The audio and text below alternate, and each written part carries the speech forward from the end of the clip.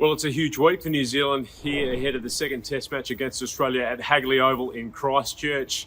Captain Tim Southee and veteran Kane Williamson are celebrating their 100th Test matches. It's an occasion of celebration for both of those players, but there is some pressure on the captain Tim Southee, and he recognised that in his pre-match press conference. He understands he hasn't been bowling as well as he would have liked. He hasn't taken the wickets that he would have liked, and he spent a lot of time with bowling coach Kyle Mills yesterday working on a few things, and he's hoping he can stand up and deliver for his country in this second Test match to try and level the series. New Zealand also haven't got their selections right in recent times. They've admitted they got it wrong in the second Test against South Africa in Hamilton, and again last week at the Base Reserve in Wellington when they opted to play four seamers instead of a specialist quick on two pitches that ended up spinning with the spinners playing a big part from the opposition. They face a similar task here, trying to make a decision between Scott Kuggeleijn and Mitch Santner. This pitch hasn't traditionally spun at all. It's been normally a very good batting strip and a good place to bowl seam up. But again, they're questioning whether or not they bring Santner in or leave Kuggeleijn in the side.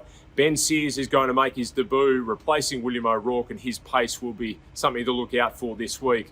On the other side, Australia are incredibly settled. They've picked the same 11 for the fourth consecutive Test match and the same bowling attack for the seventh match in a row. It's remarkable that Pat Cummins, Josh Hazlewood and Mitchell Starc have got through the whole summer unscathed after playing a full ODI World Cup. It means actually that backup fast bowler Scott Boland will likely be released from the squad to play Sheffield Shield cricket on Monday for Victoria back in Melbourne. But Australia would want to be paying attention. They were 1-0 up in their recent two-match series against the West Indies and played some pretty poor cricket at the Gabba and gave the game away and levelled the series 1-1, and it had a huge impact on their WTC final hopes, and they would not want to have the same result here in Christchurch. It's a big game for both sides.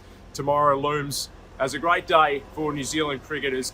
Tim Southee and Kane Williamson celebrate their 100 Test matches here in front of a packed house at Hagley Oval. It should be a beauty.